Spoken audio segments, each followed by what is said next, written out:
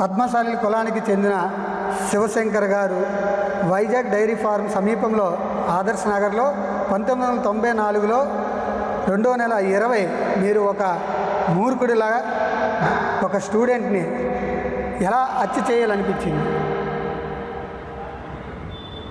అంటే పద్మశాలి కులంలోనే పుట్టినోడు హత్య చేయాలనేది కాదు, కానీ అలాగే వేరే కులంలోడు హత్య చేయాలనేది కాదు, కానీ మీరు అడిగిన ప్రశ్న ప్రకారంగా చూస్తే పద్మశాలి కులంలోని ఇలాగ చేసిన వాళ్ళు ఉండడం చాలా తక్కువ, అరుదుగా కనపడుతుంటారు. నేను ఎందుకంటే ఫస్ట్ నుండి నేను అటువంటి ఆలోచనతో అయితే నా తల్లిదండ్రులు నన్ను పెంచలేదు. నా తల్లిదండ్రులు ప్రతి తల్లిదండ్రుల పిల్లల్ని ఎలా ఏ విధంగా పెంచాలనుకుంటారో అదేవిధంగా కూడా నా తల్లిదండ్రులు నన్ను మంచిగా చదివించి మంచి ఉన్నతమైన స్థాయిలో పెట్టాలనే ఆలోచనతో అయితే నా తల్లిదండ్రులు నన్ను పెంచారు. నా జీవితం ఆ విధంగా అవడానికి కారణం నా తల్లి కానీ నా తండ్రి కానీ అయితే ఎటువంటి సంబంధం లేదు. ముఖ్యంగా జరిగిన సంఘటన ఏంటంటే నేను తిరుగుల యొక్క ప్రభావం అలాగే నా పేరుకి సంబంధించిన కొద్ది ప్రభావం ఆ టైంలోనే ఇప్పుడు మీరు అడిగారు 1994వ సంవత్సరం ఫిబ్రవరి మాసంలో ఒక నడి రోడ్లోనే అతి మూర్ఖంగా మీరు ఎలాగా పొడిచారని అడిగారు. అది నేను ఒక ప్లాన్ ప్రకారంగా చేయాలనో లేకపోతే ఒక ఉద్దేశపూర్వకంగా చేయాలనే ఆలోచన అయితే ఆ సంఘటన అయితే జరగలేదు. ఎందుకంటే అంతకుముందు సినిమా ప్రభావం కూడా నా మీద ఉంది. నా తల్లిదండ్రులు నాకు పెట్టిన పేరు శివశంకర్ కనుక చాలామంది నన్ను శివ అని పిలవడం మొదలుపెట్టారు. నా తల్లిదండ్రులు శివశంకర్ అని పేరు పెట్టినప్పటికీ కూడా శివశంకర్ అని ఎవరు నన్ను పిలవకుండా శివ అనే ఆ 2 పదాలతో నన్ను పిలిచేవారు. రెండోది నేను బాక్సింగ్ చేస్తుండేవాడిని, బాక్సింగ్ నేర్చుకుంటూ ఉండేవాడిని. స్టేట్లో బంగారు పథకం సాధించాను. హైదరాబాద్ లాల్ బహదూర్ స్టేడియంలో ఆర్ఆర్సీ గ్రౌండ్ దగ్గర జరిగిన బంగారు పథకం సాధించాను. అలాగే నేషనల్స్లో కూడా కలకత్తా అవతల కుల్టీ అనే ప్రాంతంలో బ్రాంజ్ మెడల్ కూడా సాధించాను. మరి ఈ యొక్క బాక్సింగ్ ప్రభావం ఒక్క వంతు అయితే నా యొక్క పేరు శివ అనే పేరు ఎక్కువగా నన్ను ఒక నేరస్తుడి కింద తీసుకెళ్ళడానికి దారి చూపించిందని చెప్పగలను. ఎందుకు చెప్పగలనంటే దాని మీద సినిమా యొక్క ప్రభావం ఎక్కువగా ఉంది. ఎందుకు సినిమా ప్రభావం ఎక్కువగా ఉందంటే అప్పుడు నాగార్జున గారిది రామ్ గోపాల్ వర్మ డైరెక్షన్లో ఒక మంచి సినిమా వచ్చింది. మరి మీకు తెలిసే ఉంటుంది, శివ దాని పేరు. ఒక చైను ఒక గ్యాంగ్ను అంటే అక్కడ రౌడీ మీద అక్కడ ఆ సినిమాలో రామ్ గోపాల్ వర్మ గారు చూపించింది ఏంటంటే ఒక కాలేజీ స్టోరీని తీసుకొని కాలేజీలో చిన్న రౌడీ ముఖాలు ఉంటాయి. ఆ రౌడీ ముఖాల మీద ఈయన విజయం సాధించినట్లుగా ఆ సినిమా తీశాను. నా జీవితం ఎలాగైపోయిందంటే ఆ సినిమా ఎక్కువ ప్రభావం నా మీద చూపించిందే కాకుండా నేను ఒక గ్యాంగ్ని మెయింటైన్ చేస్తూ ఆ గ్యాంగ్కి శివ గ్యాంగ్ అని పేరు పెడుతూ చిన్న కిరాయి ఒక 500 రూపాయలు 1000 రూపాయలు 2000 3000 రూపాయలు కిరాయి గొడవలు చేస్తూ ఒక గ్యాంగ్ని మెయింటైన్ చేస్తూ చివరికి నేనే ఒక రౌడీగా ముద్రపడిన స్థాయికి వెళ్ళిపోయాను. అంటే రౌడీల మీద ప్రభావం చూపించింది ఆ సినిమా.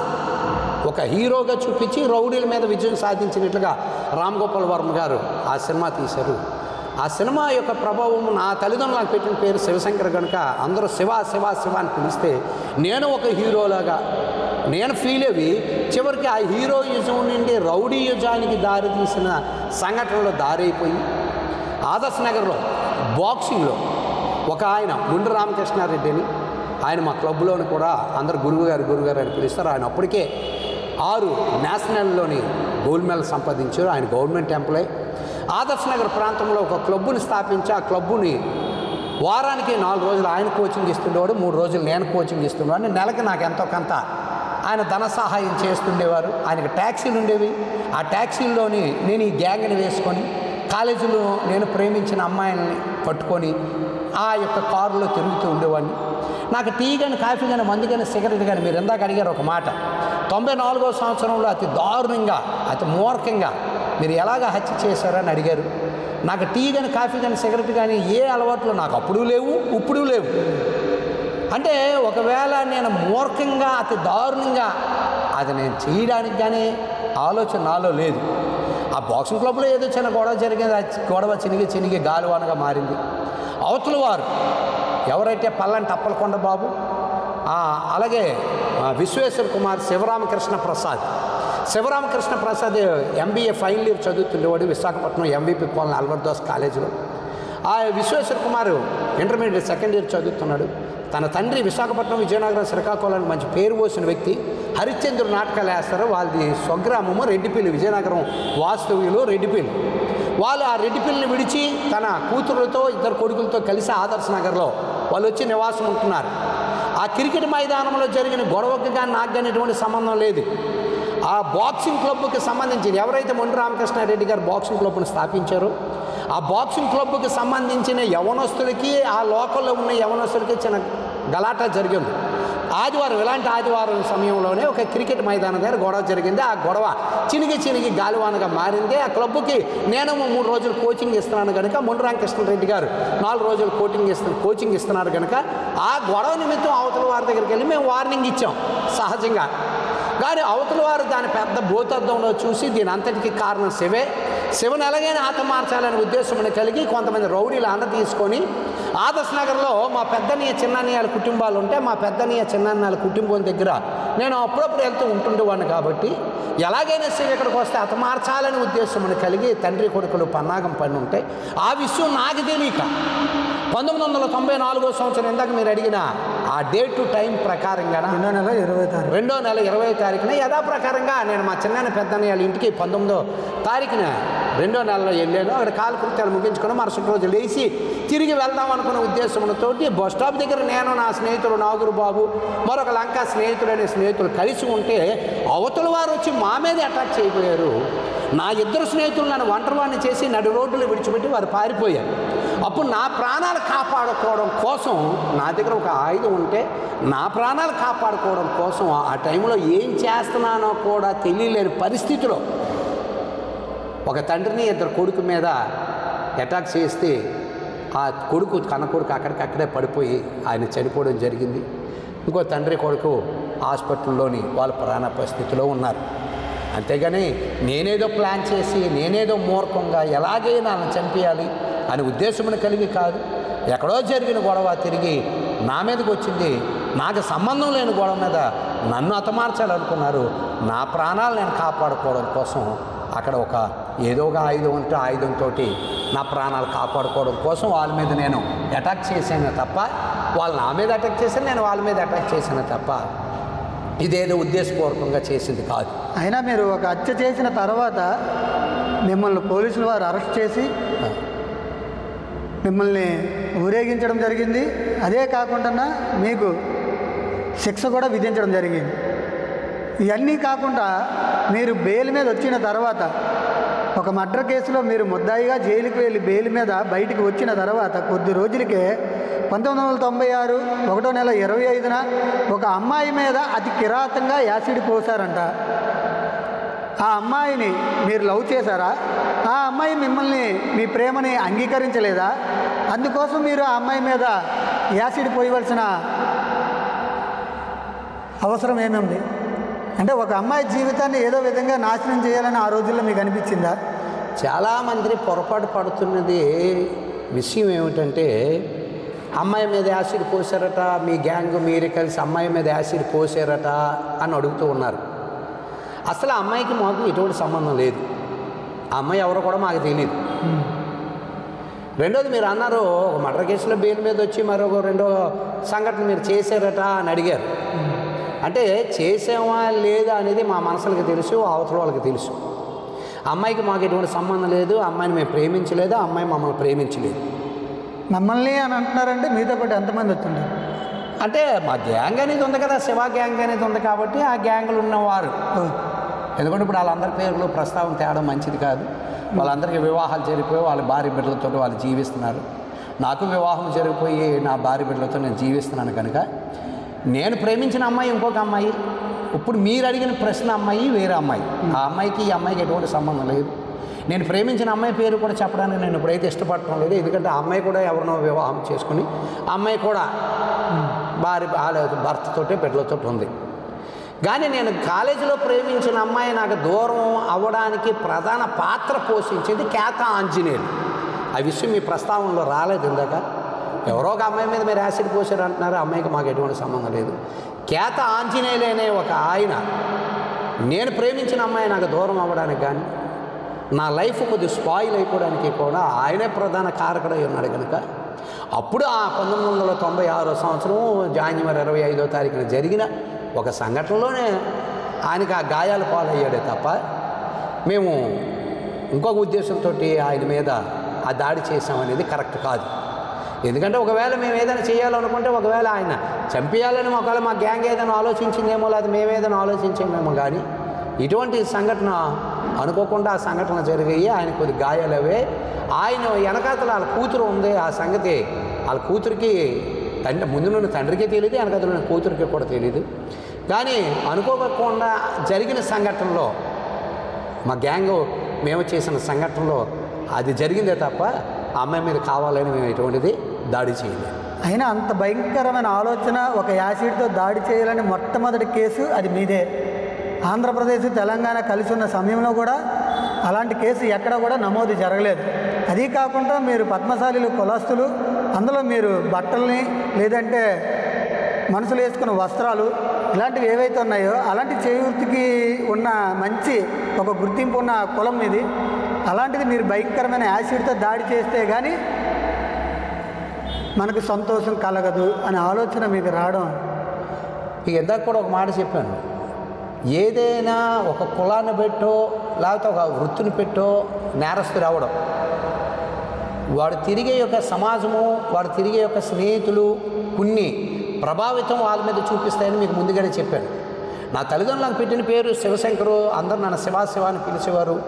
అప్పటికే ఒక మంచి డైరెక్షన్లోని శివ సినిమా వచ్చింది. ఆ శివ సినిమా ప్రభావం ఎక్కువగా నా మీద చూపించింది అని ఇందాక మీకు చెప్పాను.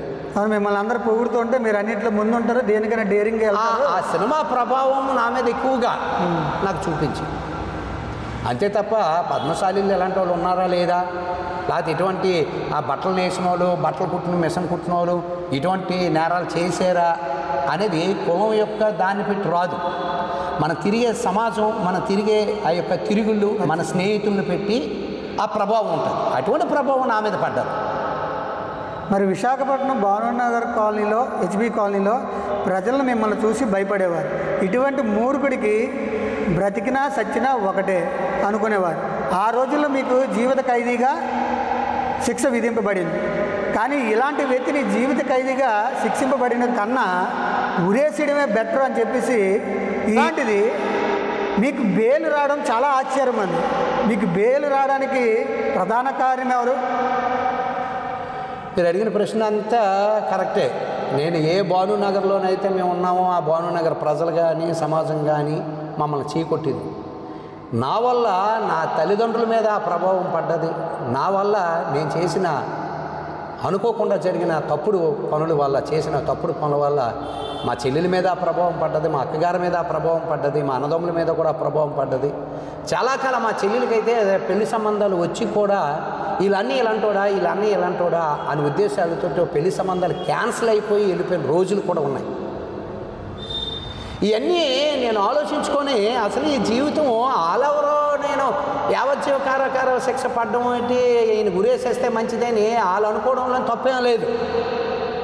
కానీ నేనే ఒకసారి 1995 సంవత్సరంలో విశాఖపట్నం సెంట్రల్ జైల్లో అసలు ఎందుకు ఈ బ్రతికంతా నన్ను కన్న తల్లిదండ్రులకి నేను మంచి పేరు తేలేదు. నా వల్ల నా చెల్లెలకి చెడ్డ పేరు వచ్చింది, మా అక్కకి చెడ్డ పేరు వచ్చింది, అన్నదమ్ములకి చెడ్డ పేరు వచ్చింది. ఈడు మా అన్నయ్య అని మా చెల్లెలు చెప్పుకోలేకపోతున్నారు, ఈడు మా తమ్ముడు అని మా అక్క చెప్పుకోలేకపోతుంది, ఈడు మా తమ్ముడు అని మా అన్నదమ్ములు చెప్పుకోలేకపోతున్నారని నేనే ఒకసారి మనస్సు నాకు ఇదొక 95వ సంవత్సరం కాదండి, 94వ సంవత్సరంలోనే 94వ సంవత్సరం ఫిబ్రవరి మాసంలోనే 27వ తారీఖు, ఇలాంటి ఫిబ్రవరి మాసం, సేమ్ ఇది కూడా ఇప్పుడే ఫిబ్రవరి మాసం, మీరు బాగానే ఇంటర్వ్యూ చేస్తున్నారు. ఇలాంటి ఫిబ్రవరి మాసమే కానీ ఇప్పుడు 25వ తారీఖు, అప్పుడైతే 27వ తారీఖు అనుకుంటా. 27వ తారీఖుని రాత్రి ఎలాగైనా విశాఖపట్నం సెంట్రల్ జైల్లో కరెంటు పట్టుకొని చచ్చిపోదాం అనుకుంటాను. కరెంటు పట్టుకొని చచ్చిపోదాము, ఎందుకు ఈ బ్రతుకంతనా, బయట ప్రజలు చీకొడుతున్నారు, బట్టలు ఓడదీసి అర్ధనగ్నంగా విశాఖపట్నం సిటీలో నడి రోడ్లో నన్ను ఊరేగించారు. నన్ను కన్న తండ్రి ఎంత బాధపడి ఉంటాడో, నన్ను కన్న తల్లి ఎంత బాధపడి ఉంటుందో, ఎంత ఏడ్చుంటుందో, నా అన్నదమ్ములు ఎంత బాధపడి ఉంటారో, నా అక్క చెల్లెలు ఎంత బాధపడి ఉంటారో, నా వల్ల నష్టం జరిగిన కుటుంబాలు ఎంత బాధపడి ఉంటాయో ఇవన్నీ ఒక్క నిమిషం నేను ఆలోచన. ఎక్కడ? విశాఖపట్నం సెంటర్ జైల్లో 1994 సంవత్సరం ఫిబ్రవరి నెల 26 రాత్రో 27 రాత్రో జరిగిన సంగతి. ఎలాగైనా చనిపోదామని చెప్పి నేను అది సింగిల్ రూమ్లో ఉంచాను. నన్ను పనిష్మెంట్ బ్లాక్లో ఉంచితే ఆ రూమ్లో కరెంట్ లేదు. కరెంట్ లేకపోతే బయట మెలుకు మన బల్బు వెలుగుతుంటే ఆ బల్బుని ఎలాగైనా పట్టుకొని గట్టిగా పిసికేద్దాము, కరెంట్ షాక్ కొట్టి 2 నిమిషాల్లో చచ్చిపోదాము. చచ్చిపోయిన తర్వాత నా తల్లిదండ్రులకు తెలియపరుస్తారు. 4 రోజులు ఏడ్చి నా తల్లిదండ్రులు ఊరుకుంటారు. విశాఖపట్నం ప్రజలందరూ ఆనందిస్తారు. నాకు ఇంకా నా తల్లిదండ్రులకి 2 అన్నదమ్ములు ఉన్నారు, మగవాళ్ళు ఉన్నారు కదా అనే ఉద్దేశంతో కరెంట్ పట్టుకొని చచ్చిపోదాం అనుకున్నాను. కానీ ఆ కరెంట్ నాకు అందలేని పరిస్థితికి వెళ్ళిపోయింది. పోనీ ఆ రోజు రాత్రే నా ఒంటి మీద ఉన్న బట్టలే నేను ఇప్పేసి ఈ బట్టలనే ఒక ఉరితాడు కింద మార్చుకొని ఆ యొక్క సెంటర్ జైలు లాకప్లో ఉన్న కిటికీకి ఈ యొక్క ప్యాంటు సెట్ ముడిపెట్టి పేక ముడిపెట్టి చచ్చిపోదాం అనుకున్నాను. కానీ అది నాకు అక్కడ సహాయం కలగలేదు. నేను చనిపోదాం అనుకున్నాను కానీ అవి నాకు అందలేని పరిస్థితిలో ఉంది. ఉరేసుకొని చచ్చిపోదాం అనుకున్నాను, కరెంట్ పెట్టుకొని చచ్చిపోదాం అనుకున్నాను. ఎందుకు బ్రతకడానికి దేవుడు నన్ను అవకాశం ఇచ్చాడు అనేది అప్పుడు నాకు అర్థం కాలే.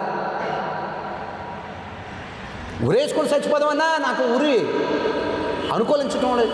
కరెంటు బలుపు పట్టుకొని ఆ కరెంటు పట్టుకొని చచ్చిపోదాం అనుకున్నా నాకు కరెంటు కూడా అందలేని పరిస్థితి ఉంది. అప్పుడు దేవుడు ఎందుకు నాకు మరణాన్ని దూరం చేస్తున్నాడు అనేది కొంతకాలం వరకు నాకు అర్థం కాలేదు.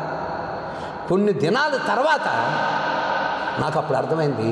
ఇప్పుడు ఇంకా నాకు అర్థమైంది. ఆ రోజు ప్రజలు కోరుకోవడంలో తప్పు లేదు. ఇవన్నీ ఆలోచించి నేనే చనిపోదాం అనుకున్నాను. నాకు మరణం ఎందుకు దూరం అయిందో ఈరోజు నాకు అర్థమైంది. 10 మందికి ఈరోజు నేను ఏంటనేది వాళ్ళకి అర్థమైంది. అంటే మీరు ఇప్పుడు యేసుక్రీస్తు ప్రభువుని నమ్ముకొని శాంతి సమాధానంతో ప్రజల్లో నడుస్తున్నారని, అలాగే పలు కార్యక్రమాలకి మీరు సేవా కార్యక్రమాలు, కొండ ప్రాంతాలకి గిరిజన ప్రాంతాలకి వెళ్ళి మీరు వస్త్రాలు ఇవన్నీ సేవా కార్యక్రమాలని చేస్తున్నారని ప్రజల్లో ఇప్పుడున్న స్పందన, అంటే అప్పుడున్న స్పందన ఈ మురుగుడు చనిపోతే బాగునని, ఇప్పుడున్న స్పందన ఆయన మారడమే కాకుండా చుట్టుపక్కల ఉన్న ప్రాంతంలో ఉన్న యువకుల్ని వారిని ప్రేమ సందేశంతో మార్చారని చెప్తున్నారు. అంటే యేసుక్రీస్తు ప్రభుని నమ్మితే ఎవరైనా చెడుని విడిచిపెట్టవలసిందేనా? మీరు అడిగిన ప్రశ్న బాగానే ఉంది. నా తల్లిదండ్రులు నన్ను మంచిగా బ్రతకమని కోరుకున్నారు. తల్లిదండ్రులు కనుక నా అక్క చెల్లెళ్ళు అన్నదమ్ములు కూడా మా తమ్ముడు బాగుంటే బాగున్ను అని కోరుకున్నారు. అది స్వార్థం.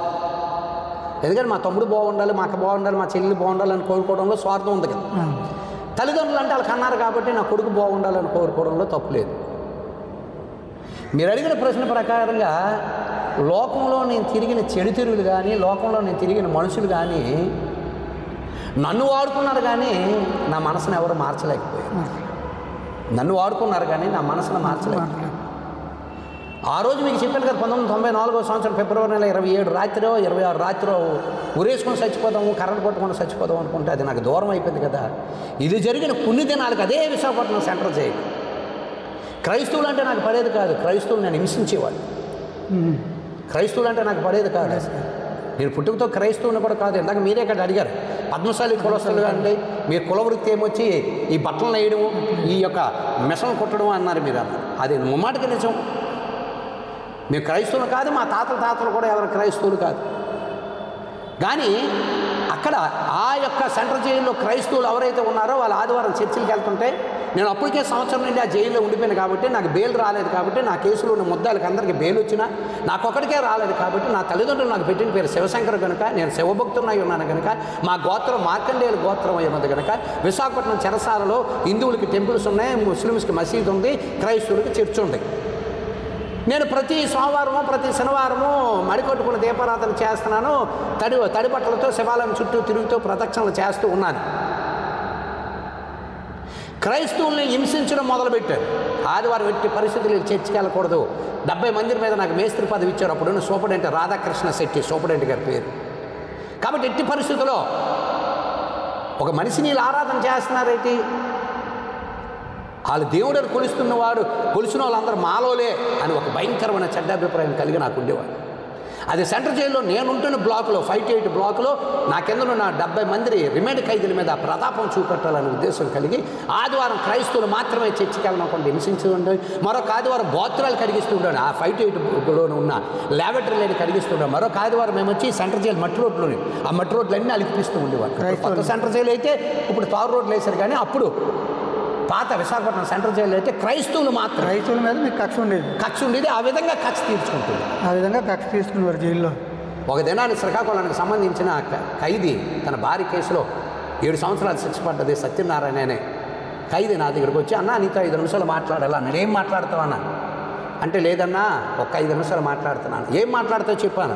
అన్న నీ బ్లాక్లో హిందువులు ఉన్నారు, ముస్లిమ్స్ ఉన్నారు, క్రైస్తవులు ఉన్నారు, నువ్వు కావాలని హిందువులు విడిచిపెట్టావు, ముస్లిమ్స్ని విడిచిపెట్టావు, క్రైస్తవులు మాత్రమే కావాలని యేసుప్రభు అంటే నీకు పడదు, క్రైస్తవుల చేత ఆదివారం చర్చికి వెళ్ళకుండా బోత్రాలు కడిగిస్తున్నావు, మరొక ఆదివారం బియ్యం ఏర్పిస్తున్నావు, మరొక ఆదివారం రోడ్లు అలికిస్తున్నావు, నువ్వు చేస్తుండేది తప్ప అనేది నా మాట కాదు, నా ప్రభు నీతో చెప్పమన్నాడు, త్వరలోనే నేను కొట్టుకుపోతున్నాడు అంటే ఆడు అసలు దేవుడే కాదు, ఆడు మనిషి, ఆడి కోసం నువ్వేట్రా నాకు చెప్పబోతున్నాను పడాలి మళ్ళీ ఆగిపెట్టుకుంటాడు.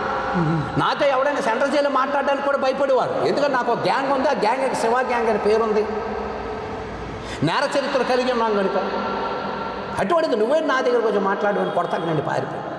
ఇది జరిగిన కొన్ని దినాలుగా కళగా అంటున్నాను. కళ దర్శనం వేరే, కళ వేరే. ఇప్పుడు నాకు తెలుసు, అప్పుడు అవన్నీ తెలియదు. ఒక కళలో ఒక స్వరం వినపడుతుంది, నా కుమారుడా అని స్వరం వినిపించింది. ఏంటో కళ్ళలో నన్ను ఎవడు పిలిచాడు అని చెప్పి నేను కళ్ళలోని మేలుకొని చూస్తే తెల్లని వెలుగు కనపడుతుంది. ఆ వెలుగు ఏంటో కూడా నాకు అర్థం కాదు. ఇదేంట్రా బాబు ఎంత పెద్ద వెలుగు ఉంది అనుకున్నాను. ఆ వెలుగుని ఎవడైనా మనిషి ఉన్నాడా, వెలుగులో ఏమైనా రూపం కనపడుతుందా అని చెప్పి వెలుగుని చూడలేకపోతున్నా, నా చెయ్యి అడ్డం పెట్టుకొని చూడడానికి ప్రయత్నం చేస్తున్నాను, కానీ ఏ స్వరూపం కానీ ఏ రూపం కూడా కనపడటం లేదు. మరొకసారి స్వరం వినపడుతుంది, నా కుమారుడే గ్రంథమును తీసి చదవని చెప్పగా ఒక చెయ్యి చాపబడి ఉన్నది, ఆ చేతి మీద ఒక గ్రంథం విప్పబడి ఉన్నది.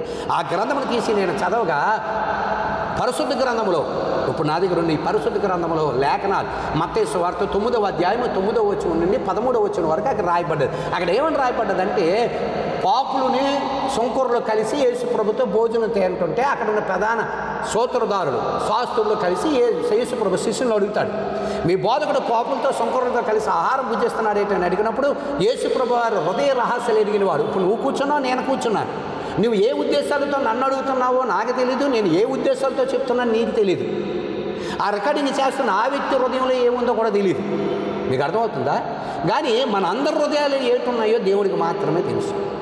కాబట్టి యేసుప్రభు వారి మాటలు గ్రహించి, నేను పాపిని పిలవచ్చానే తప్ప నీతిమంతుని పిలవ రాలేదు, ఆరోగ్యం గల వారికి వైద్యుడు అక్కర్లేదు, రోగికి వైద్యుడు, నేను కనికరమని కోరుచున్నాను తప్ప బలిని కోరలేదని వాక్య భాగం రాయబడి ఉందండి. నన్ను వాడుకున్న మనుషులు ఉన్నారు, కానీ నా మనసును మార్చిన మనిషి ఎవరు లేదు. ఈ పరిశుద్ధ గ్రంథ లేఖనాలలో ఉన్న మాటలు ఆ రోజుగా భయంకరమైన దుర్మార్గుడిగా ముద్ర పొందిన నా మనసును మార్చిందండి ఈ గ్రంథం. ఎప్పుడైతే నా మనసును మార్చింది ఈ గ్రంథము, నేను చేసిన ప్రతి తప్పుని నేను ఒప్పుకున్నాను. ఇక మీదట ఎటువంటి జీవితం జీవించకూడదు. నిజమే, నేను నేను తప్పు పనులు చేశాను, తప్పు కార్యాలు చేశాను. ఈ వాక్యము నా మనసును మార్చింది కాబట్టి యేసు ప్రభుని నా సొంత రక్షకుడిగా అంగీకరించి, ఏ భానునగర ప్రాంతంలో, ఏ యొక్క మద్దిలపాలెం గ్రామానికి సంబంధించిన భానునగర ప్రాంతంలో, ఏ విశాఖపట్నంలో ఈ యొక్క మద్దిలపాలెం గ్రామం ఉందో, ఏ ప్రజలైతే నన్ను చీకొట్టించారో, ఏ ప్రజలైతే నా ముఖం మీద ఉమ్మేశారో, ఏ ప్రజలైతే ఇందాక మీరు అడిగినట్లుగా ఇతనికి యావజ్జీవ కారాగార శిక్ష కాదు ఉరిశిక్ష వేస్తే బాగుండు అనుకున్నారు, అదే ప్రజల మధ్యన ఈరోజు ఒక చర్చి కట్టి నాలాంటి ఎవరు పాడైపోకూడదనే ఉద్దేశంతో సువార్త ప్రకటన చేస్తున్నాను. నాకు వచ్చిన డబ్బులతో, ఏ ఫారెన్ నుండి ఎవరి దగ్గర నేను రూపాయి డబ్బులు కూడా నేను ఆశించను, నాకు వచ్చిన డబ్బులతో మా సంఘంలో ఉన్న విధవరాళ్ళని ఒక 12 మందిని పోషించడానికి దేవుడు నన్ను ఉంచిపెట్టాడు. ఒకప్పుడు నేను రౌడీగా గోండాగా బ్రతుకుతున్నప్పుడు ఇతరుల దగ్గరికి వెళ్ళి జడిపించి వాళ్ళ దగ్గర డబ్బులు తీసుకొని తినే నా బ్రతుకుని ఈ గ్రంథము నన్ను మార్చింది, నా మనసు మార్చింది. యేసు ప్రభువు నా రక్షకుడిగా అంగీకరించాను. ఈరోజు నాకు వచ్చిన డబ్బులతో 10 మందిని నేను పోషించగలుగుతున్నాను. 10 మంది యవనస్తులకి, అనేక మంది యవనస్తులకి మంచిగా బ్రతకండి అని ఒక మంచి మాటలు చెప్పగలుగుతున్నాను. నేను రౌడీగా బ్రతకడం మంచిదా లోకానికి? ఇలాగ నా మనసు మారి 10 మందిని నాలాగా రౌడీలుగా బ్రతుకుతున్నా, నేరాలు చేస్తున్నా, బ్రతుకుతున్నా. మీ వీధిలోనేనండి ఒక వ్యభిచారం చేసిన స్త్రీ ఉందనుకుందాం, ఒక నరహంతకుడు ఉన్నాడు అనుకుందాం, ఆ వీధి ప్రజలకు క్షేమం ఉంటుందా? ఉండదు. ఎందుకుండదు? ఎవడింటికి వచ్చి ఏ రాత్రి మీద ఏ తాగేసి వచ్చి ఎవరు తలుపు కొడతారో తెలియదు. ఈ యొక్క వ్యభిచారం చేసిన స్త్రీ మీ వీధిలో ఉంటుంది. అలాగే ఒక నరహంతకుడు కానీ మీ వీధిలో ఉంటే ఏ రోజు పోలీసు ఎవరు వస్తాడో, ఎప్పుడు ఈయన తీసుకెళ్తాడో, వీడు ఏ నేరం చేసి ఎప్పుడు మన వీధిలోకి వస్తే మొత్తం వీధంతా పరువు పోద్ది అనుకుంటాడు. అటువంటి నేరస్తుడు మారి మంచిగా బ్రతికితే, అటువంటి వ్యభిచారం చేసిన స్త్రీ మంచిగా బ్రతికితే వీధికి మంచి పేరు వస్తుంది, ఆ గ్రామానికి మంచి పేరు వస్తుంది. అలాంటి వాళ్ళు మారడం వల్ల ఆ ప్రాంతానికి కూడా మంచి పేరు వస్తుంది. ఈరోజు అదే గ్రామంలో, అదే విశాఖపట్నంలో, అదే బానునాలో దేవుడు నా మనసును మార్చాడు, ఒక మందిరం కట్టించాడు. ఈ మందిరంకి నేను చేస్తున్న సేవా పరిచర్య పేరు సియోను మందిరం అని పేరు పెట్టాము. ఇందాక మీరు అడిగిన ప్రశ్న ప్రకారంగా అనేకులకి సువార్త ప్రకటన చేస్తున్నాను. ఒకప్పుడు నేను బ్రతికిన బ్రతుకు, ఒకప్పుడు నేను జీవించిన జీవితం వాళ్ళకి తెలియపరుస్తున్నాను. ఇప్పుడు బ్రతికే బ్రతుకు, ఇప్పుడు జీవించిన జీవితము నా క్రీస్తు యేసునందు నాకు ఇవ్వబడిందని చెప్తున్నాను. మీరే ఆ విధంగా బ్రతకండి అని అడుగుతున్నాను. దేవునికి మహిమ కలుగును గాక. దేవుడికి క్రీస్తు యేసునందు. అలాగే ఇప్పుడు శివగారు చెప్పిన మాటల్లో నా బ్రతుకు మారడానికి కారణం యేసుక్రీస్తు ప్రభువారే.